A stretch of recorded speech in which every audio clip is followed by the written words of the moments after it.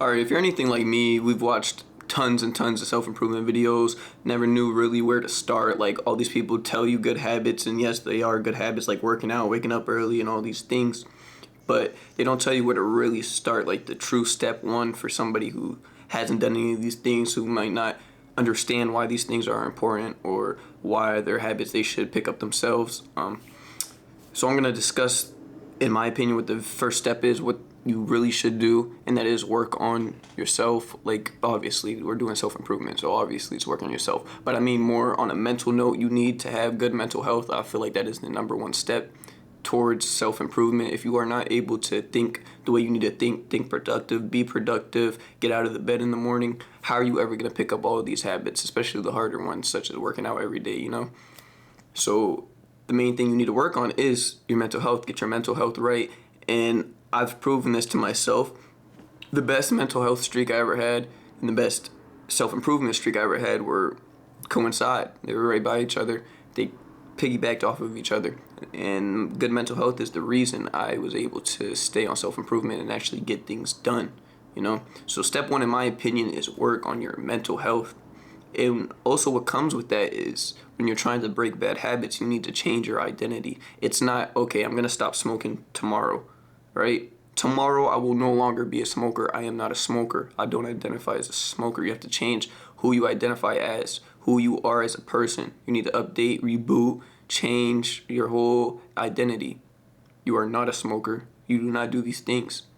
The things that you want to break, the habits you want to break, such as masturbation, smoking, junk food, anything, staying up all night, you have to change your identity. Right now, your identity is associated to those negative habits.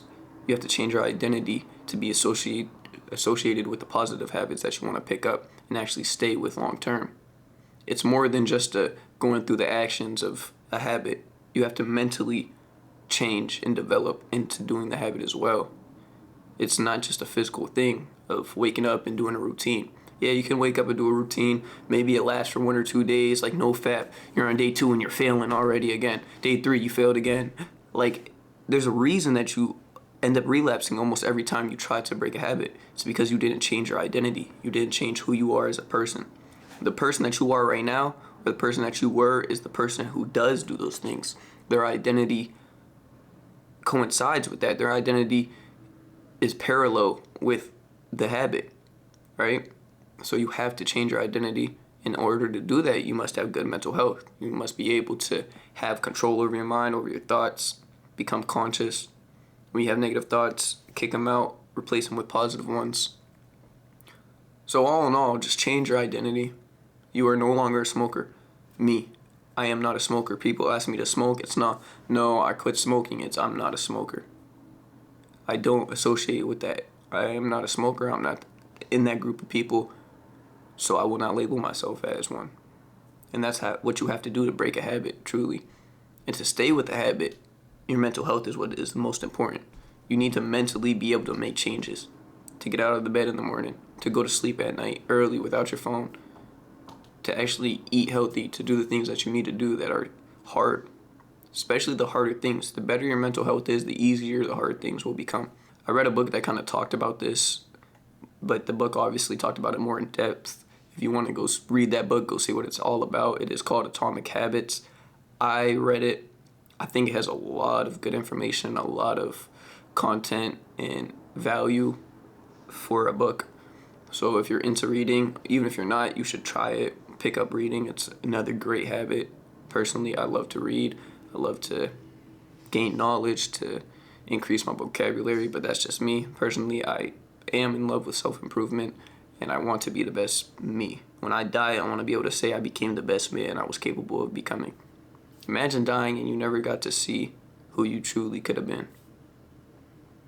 And you don't want to be in front of your son as a lesser man. You don't want to be in front of your son knowing you could have been more, knowing you should have been more, especially when you have a kid who's going to look up to you. And if you're just a scrub, your kid's looking up to a scrub. That's what his idea of a man is. Whatever you are is the idea of a man that your kids are going to have, whether you have a daughter or a son. So you want to be the best you, become the best you. In order to do that, step 1, work on mental health.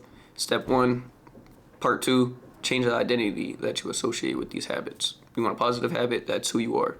You have a negative habit that you want to break, you are not that. If I provided any value to you today, make sure you hit that like button, comment even, and subscribe. Another thing, I interact with every single comment on every single video. Don't believe me? Test it out.